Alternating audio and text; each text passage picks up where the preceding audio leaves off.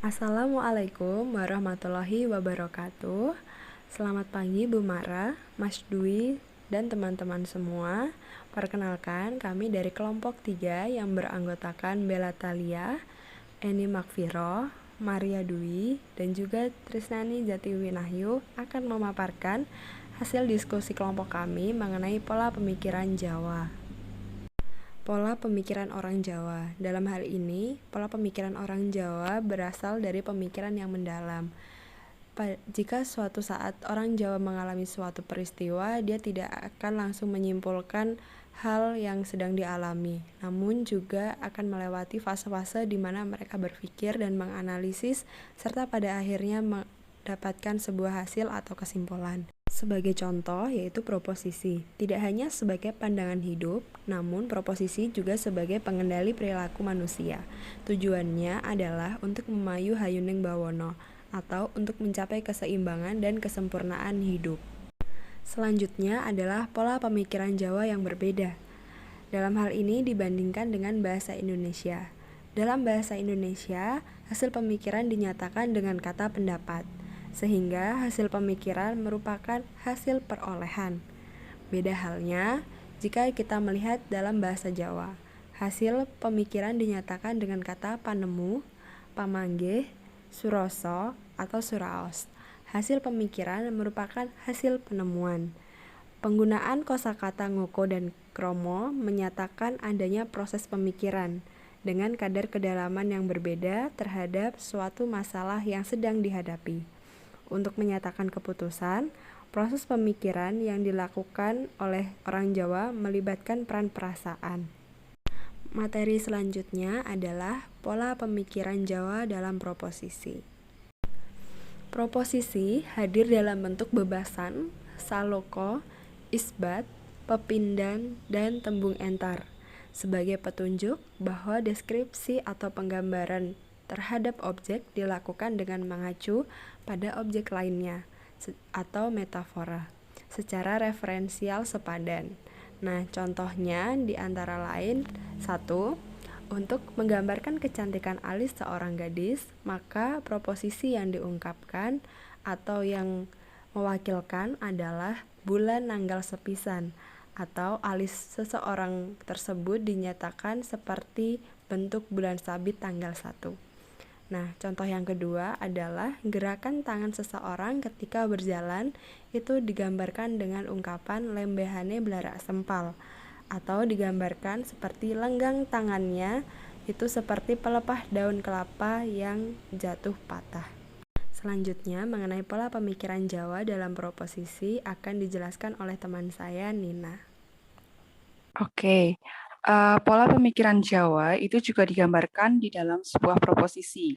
Nah, seperti yang sudah disampaikan oleh Maria sebelumnya, bahwa pemikiran orang Jawa ini dinyatakan dengan kata panemu atau pamanggih karena berasal dari hasil penemuan. Nah, hal tersebut itu tertuang dalam salah satu proposisi yaitu ora tinemu ing nalar yang artinya tidak masuk akal. Nah, maksud dari nalar pada masyarakat Jawa ini tidak hanya sebatas pikir, namun menyatakan proses analisis dan penemuan suatu jawaban dan bukan sekedar proses mendapat jawaban sehingga masuk dalam logika manusia. Nah, di sini bedanya jika dalam bahasa Indonesia tadi menggunakan kata pendapat yang hanya sekedar melalui proses mendapatkan jawaban. Di dalam bahasa Jawa ini melalui proses analisis. Nah, proses analisis ini dalam bahasa Jawa ini dinamakan otak-atik gathuk atau yang artinya mencocok-cocokkan. Nah, proses analisis dan penemuan jawaban ini juga digambarkan pada proposisi tersebut.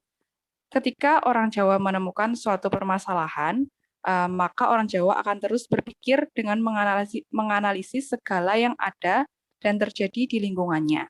Nah, setelah melalui proses analisis tersebut, kemudian orang Jawa akan gandeng ceneng atau gepok senggol. Nah, ini adalah proses untuk mengaitkan atau menyambungkan dengan hal lain.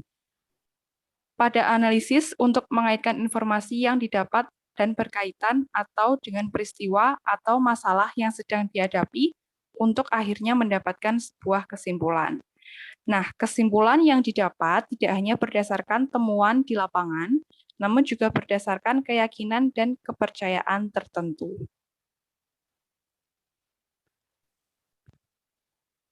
Nah, selanjutnya adalah pola pemikiran orang Jawa yang tertuang dalam ritual wiwitan.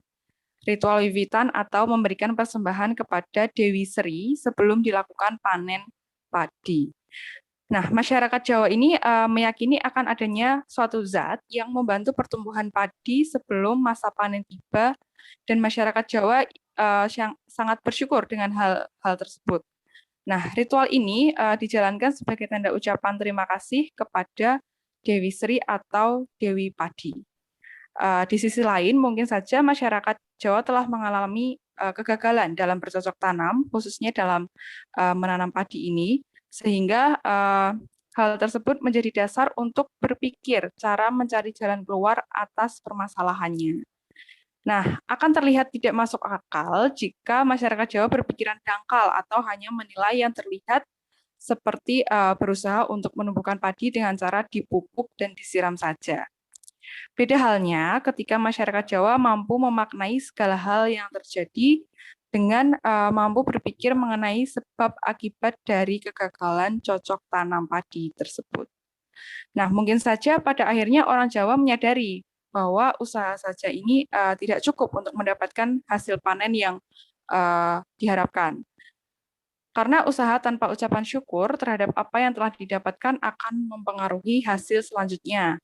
Maka pada akhirnya masyarakat Jawa yang percaya akan keberadaan Dewi Sri atau Dewi Padi ini pada akhirnya menyimpulkan bahwa keberhasilan suatu usaha itu terletak pada keseimbangan usaha dan rasa syukur kepada satu zat yang telah menolong itu, yaitu Dewi Sri.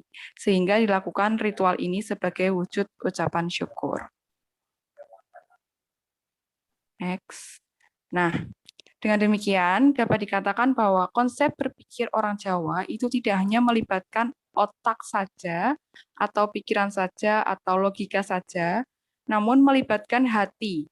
Nah, atau yang biasa disebut dengan roso atau rasa. Nah, segala tindakan untuk mencapai tujuan dilakukan dengan tenang dan penuh kehati-hatian.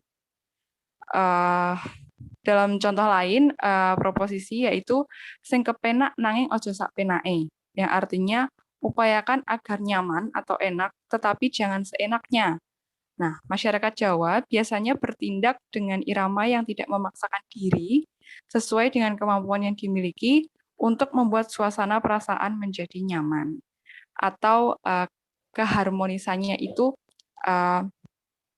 selaras begitu. Yang kedua, semua hal perlu dilaras. Nah ini, dengan proposisi nguler kambang sak titahe, atau yang diartikan disesuaikan dengan suasana hati, atau sesuai dengan kodrat kemampuan yang ada.